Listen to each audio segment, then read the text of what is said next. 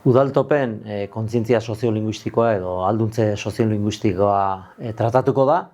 Eta, Eusko Jaurlaritzan 10 urteko ikuspegi estrategikoa landu da, aroa izenekoa.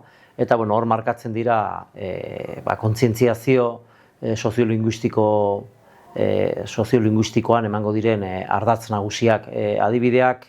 Oraintxe ate joka dugun euskaraldia da, adibidetako bat, non belarri prest izan edo aho bizi izan, zure kontzientzia pizten dizun, nun zauden, ze zailtasun dituzun, eta ze eskuzabaltasunekin jokatu behar duzun euskeraz jardun ahal izateko eta kontzientzia hori lantzeko.